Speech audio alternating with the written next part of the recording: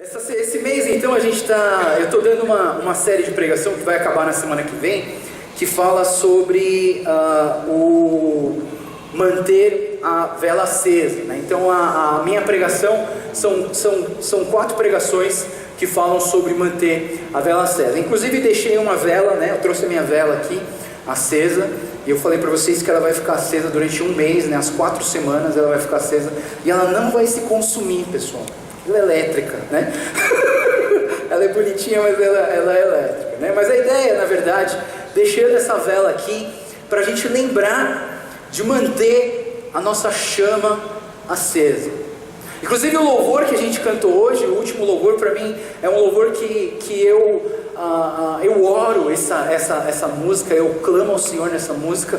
Deus, acende o teu fogo em mim, derrama desse fogo de Deus na minha vida e mantém ele aceso, Deus, porque eu já experimentei. Tem muita gente aqui que já experimentou desse fogo. Eu tenho certeza, pessoas que já experimentaram desse fogo, já mergulharam nesse fogo de Deus. Mas assim, talvez hoje você esteja com a velhinha meio... Sabe aquela velhinha de bolo de aniversário, quando você apaga e fica só vermelhinho assim? Aí de repente ela liga de novo, aí você assolta, aí fica vermelhinho de novo. Talvez a sua vida esteja assim. E eu queria que, através dessa série de pregações, a gente pudesse refletir um pouco nas nossas vidas, como manter a vela acesa, como manter a nossa esperança no Senhor, como esperar no Senhor e não se cansar de buscar e de arder essa chama de Deus nas nossas vidas. Eu queria que você pudesse ser desafiado hoje nisso. O texto de hoje que está no seu boletim está como Isaías 40, 28 a 31, que diz o seguinte: o Senhor é o Deus eterno, o Criador de toda a terra. Ele não se cansa e nem fica exausto. A sua sabedoria é insondável. Ele fortalece o cansado, ele dá grande vigor ao que está sem forças. Até os jovens se cansam e ficam exaustos, e os moços tropeçam e caem. Mas aqueles que esperam no Senhor renovam as suas forças, voam bem alto como águias, correm e não ficam exaustos, andam e não se cansam. Eu queria que você pudesse abrir a sua Bíblia, o seu celular, em Isaías capítulo 40, porque eu vou destrinchar ele um pouco do versículo 10, até a gente chegar aqui nesses últimos versículos 28 e 29, e eu queria que você pudesse acompanhar comigo o pensamento de Isaías, tá? Isaías, ele foi um profeta, e um dos profetas que mais predisse a vinda do Messias, a vinda do Senhor Jesus aqui na terra.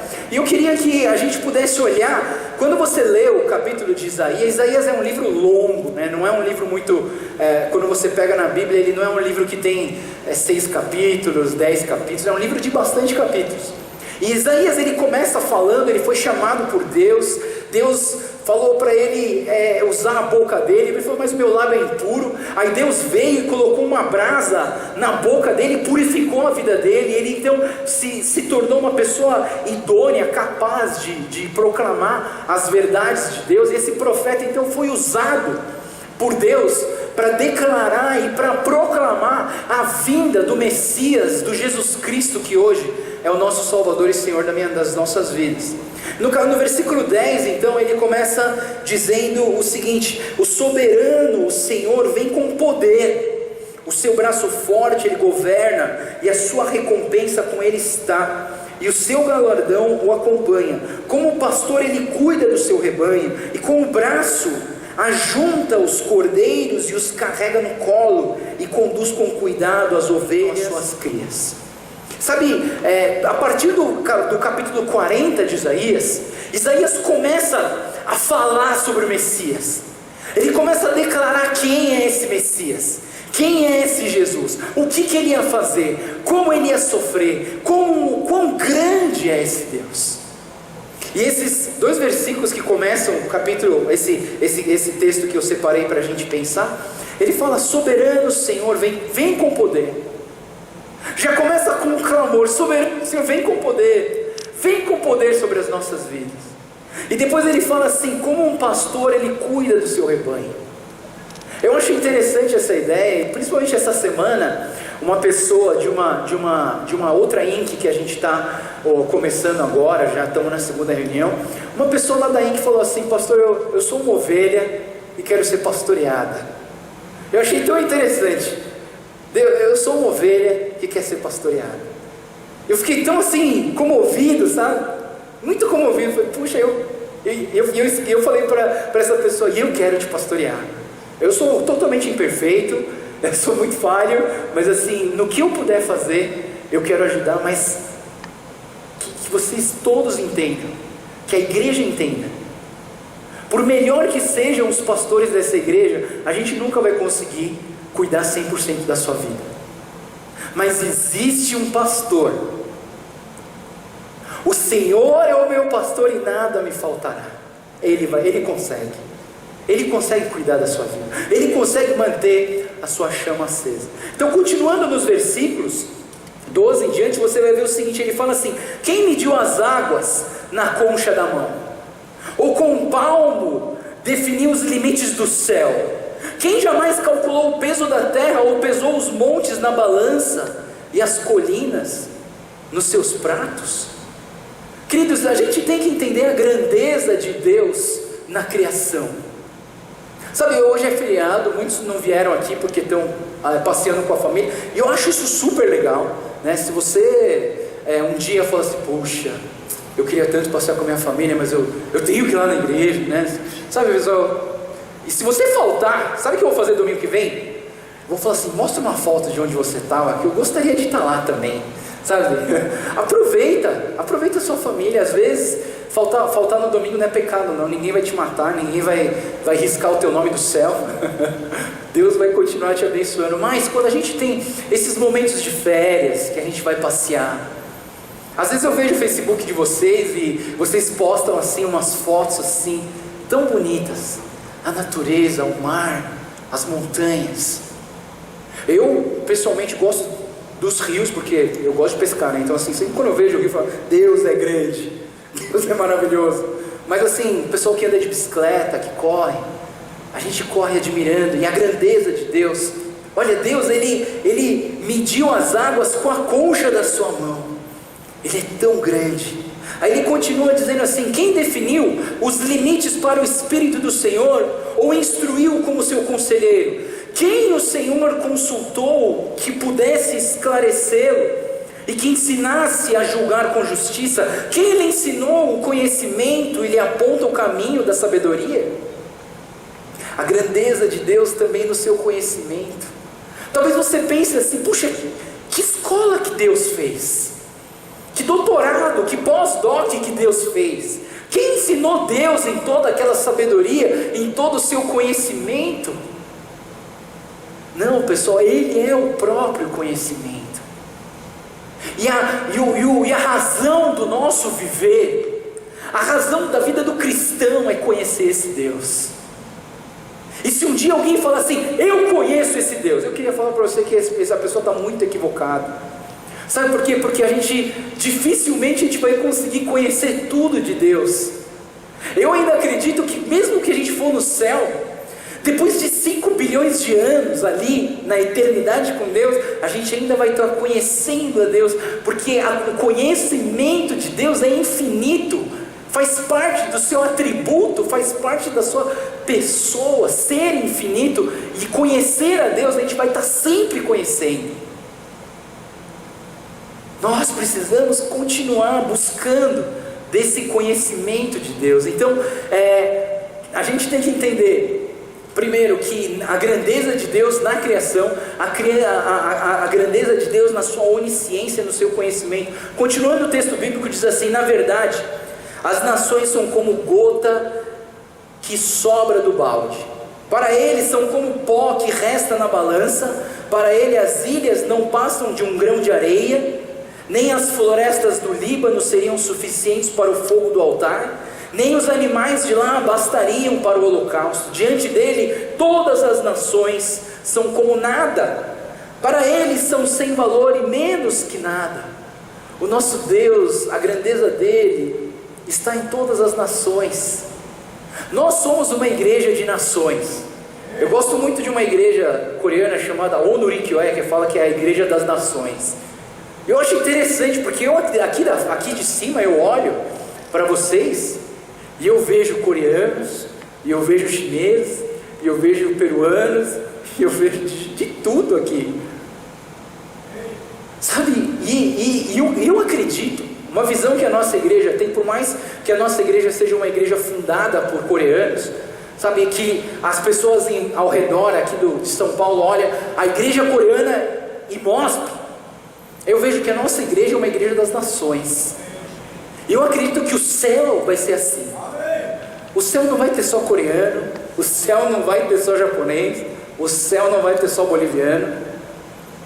O céu vai ter de tudo, pessoal.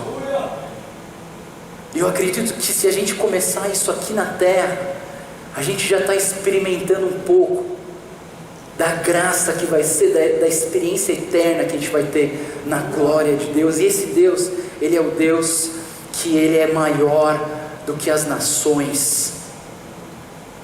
Aí o texto ele continua falando assim: quem vocês compararão a Deus? Como poderão representá-lo? Aí vem uma parte do texto que eu acho muito interessante, que ele fala assim: como uma imagem que funde o artesão, e que os ourives cobre de ouro e modela de correntes de prata, ou como o ídolo do pobre que pode apenas escolher um bom pedaço de madeira e procurar um marceneiro para fazer uma imagem que não caia. Queridos, o nosso Deus, Ele é muito maior do que os ídolos. E agora eu queria que você pegasse a sua Bíblia e você virasse algumas páginas. Claro que na sua YouVersion da sua Bíblia não vai ter, mas assim, o capítulo 44, abre comigo no capítulo 44, tem uma história muito interessante, pessoal. Eu acho que Isaías, ele era um cara meio, assim, irônico, assim, ele é um cara inteligente, sabe? Ele, no versículo 13 do 44, diz assim: o carpinteiro mede a madeira com uma linha, faz um esboço com o seu traçador, ele a modela toscamente com os formões e o marca com compassos, ele faz na forma de homem, e de um homem em toda a sua beleza, para que habite no seu santuário. Ele derruba cedros, talvez apanhe um ciprestre, ou ainda carvalho. Ele deixou crescer entre as árvores da floresta e plantou um pinheiro, e a chuva fez crescer. É combustível usado para queimar um pouco disso. Ele apanha e aquece um fogo e assa um pão. Mas também modela um Deus, e o adora, e faz uma imagem, e se curva diante dela. Metade da madeira ele queima no fogo, sobre ela prepara sua refeição, e assa a carne e come sua porção. E também se aquece e diz: estou aquecido, estou vendo fogo. E do restante, olha pessoal, é a mesma madeira, do restante ele faz um Deus, o seu ídolo, inclina-se diante dele e o adora. Ora ele diz: salva-me, tu és o meu Deus. Eles nada sabem, nada entendem, seus olhos estão tapados, não conseguem ver, e as suas mentes estão fechadas, não conseguem entender. Ninguém para pensar, ninguém tem o conhecimento ou entendimento para dizer: metade dela usei como combustível, e até mesmo assei pão sobre as suas brasas, e assei carne e comi. Faria eu algo repugnante com o que sobrou? Iria eu ajoelhar-me diante de um pedaço de madeira? Ele se alimenta de cinzas, um coração iludido, e o desvia. Ele é incapaz de salvar-se a si mesmo, ou de dizer: essa coisa na minha mão direita não é uma mentira? Queridos, às vezes a gente faz isso com as nossas vidas. O homem, diz um teólogo, disse assim, que o homem é o único ser que consegue adorar uma coisa que ele mesmo criou. Queridos, o nosso Deus, Ele é grande, a sua grandeza é vista na criação, a sua grandeza é vista no seu conhecimento, a sua grandeza é vista nas nações, Ele é acima de todos os ídolos. Como que esse Deus vai adorar uma coisa que Ele criou? Mas nós somos capazes disso. Nós somos capazes de adorar um sapato. Nós somos capazes de adorar uma bicicleta. Nós somos capazes de adorar a nossa beleza. Nós somos capazes de adorar o shopping center, que é um santuário para alguns, o templo. Nós somos capazes de adorar um carro. Nós somos capazes de adorar o dinheiro. Nós somos capazes de adorar um celular. Ah não, se eu não tiver aquele celular, não vou ser feliz. Queridos, nós temos essa capacidade repugnante que a Bíblia fala, de adorar uma coisa que nós mesmos criamos. Isso é terrível. Em vez de adorar o Criador, em vez de adorar o Deus que fez o céu e a terra, sabe o que a gente faz? A gente adora coisas que a gente mesmo criou. A gente adora a comida. Sabe como que você descobre um ídolo na sua vida? Olha para você mesmo e pensa: o que eu passo a maior parte do meu tempo? O que eu gasto a maior parte dos meus pensamentos? E o que eu gasto a maior parte do meu dinheiro? Ah, descobri o meu ídolo. Descobri o meu ídolo. Agora eu pergunto para você: quanto tempo você passa buscando a Deus? Quanto de oferta e dízimo você está dando na sua vida? Quanto tempo passa na sua cabeça as coisas de Deus? Por isso que eu acho que se a gente fizer um estudo do livro do Timothy Keller, Deuses Falsos, isso vai ajudar demais a gente a realinhar as nossas vidas para adorar o Deus que a gente tem que adorar. Porque nós somos capazes de adorar aquilo que foi criado por nós mesmos. Tem gente que adora o Deus do Corinthians, não é verdade? O Corinthians, não vejo nada na minha frente. Tudo bem que ele vai arrebentar com o Atlético hoje, mas, sabe, não pode, o time de futebol não pode se tornar o seu ídolo. Ah não, eu vou, se for jogar no Japão eu vou, se for, eu vou pagar mensalmente a minha fidelidade ao clube. Querido, você não faz isso para Deus. Você faz isso para o seu time, mas você não faz isso para Deus. Nós precisamos realinhar as nossas vidas. E talvez por isso que a gente não, sabe, na nossa vida a gente passa um tempo e a gente olha para trás e a gente fala assim: meu, cadê Deus? Pô, quando eu preciso, cadê Deus? E às vezes eu acho que ele está falando assim: cadê você toda hora que eu estou pedindo para você ficar comigo? Você nunca está. Aí na hora da dificuldade, não. Pai, precisando de um pouco de dinheiro, será que você pode me ajudar? Só lembra do pai quando precisa de dinheiro, não é verdade? Pai, passando por uma dificuldade aí, será que você pode me ajudar? Sabe? Em vez de buscar Ele todos os dias. Sabe, a grande resposta para nós, a gente precisa entender uma coisa. Assim como os evangélicos têm o João 3,16, né? Pois Deus amou o mundo de tal maneira. Os judeus, eles têm Deuteronômio capítulo 6, versículo 4 a 6. Os judeus, eles pensam assim: ouça, ó Israel, o Senhor nosso Deus é o único Senhor. Ame o Senhor seu Deus de todo o seu coração, de toda a sua alma, com todas as suas forças. Essa é a resposta à nossa idolatria, a coisas que nós mesmos criamos. Nós precisamos olhar isso. Ouça, povo da IMOSP, ouça, vocês que estão assistindo o culto do I4, ouçam, Israel, o Senhor nosso Deus é o único Senhor. Só que a gente não tem colocado esse Deus como único Senhor. A gente tem outros senhores. Aí continuando Isaías, vamos lá, continuando Isaías capítulo 40, ele vai no versículo 27, ele diz o seguinte: por que você reclama, ó Jacó? Por que você se queixa, ó Israel? Aí olha só a resposta de Israel, pessoal: o Senhor não se interessa pela minha situação, o meu Deus não considera a minha causa. Eu acho isso interessante, porque eu vejo muitas pessoas falando isso para Deus: Deus, acho que você está muito ocupado com os refugiados da Síria, que você não tem tempo para cuidar de mim hoje, né, Deus? Deus, você está tão ocupado resolvendo outras coisas, que você não tem tempo para mim. Aí depois dessa segunda frase, que ele fala assim, o meu Deus não considera a minha causa, sabe?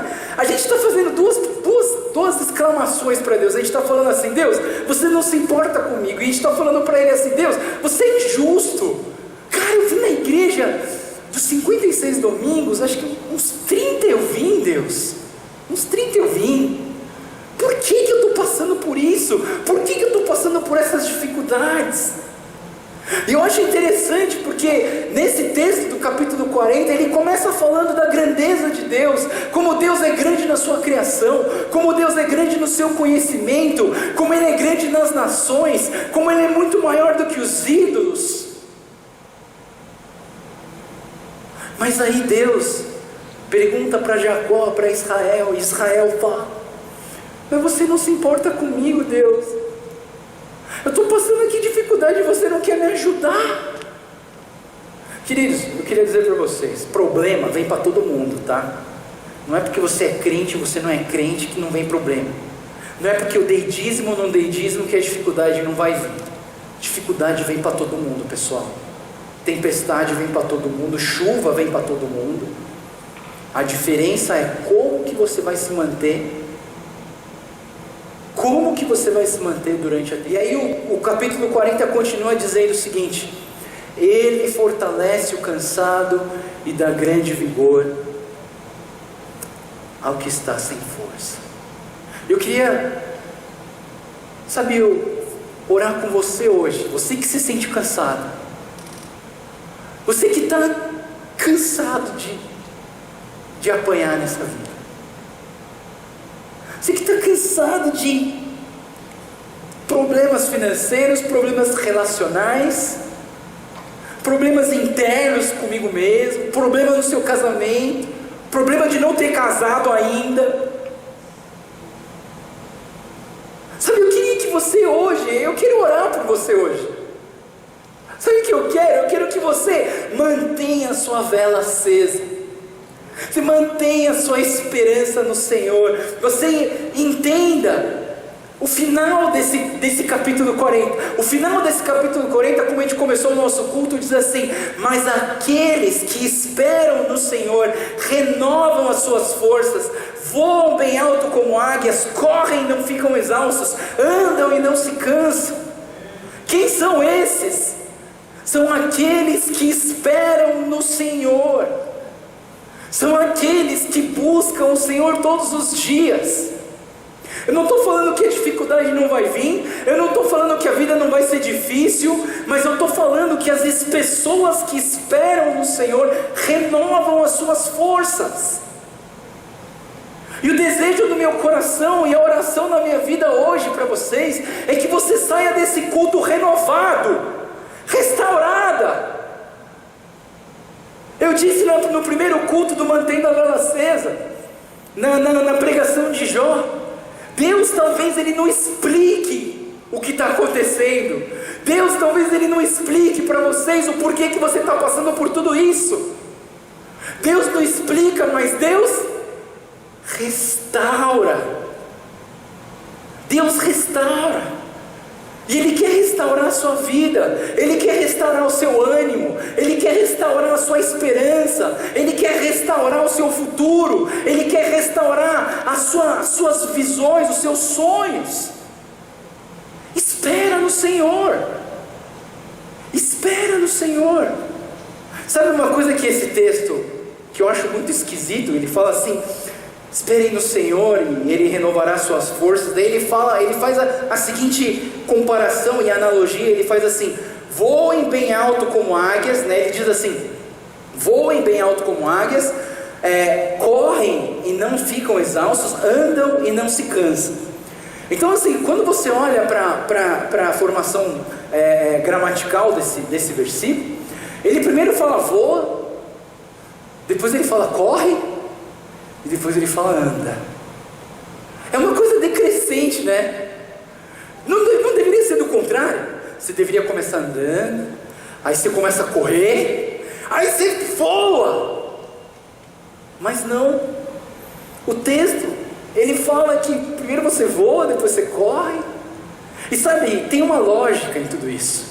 Eu gastei umas 2 semanas estudando esse versículo, mas esse texto ele fala assim, o pensamento é mais ou menos assim: poucas vezes a gente voa, não é verdade? Quantas vezes você voou esse ano? Sei lá, fui para os Estados Unidos, para a Europa, sei lá para onde você foi viajar, sei lá, umas 8 vezes, 12 vezes, sei lá. Correr você corre todo dia, quer dizer, alguns, né? Alguns são sedentários, né? Pessoal, sedentarismo está na moda.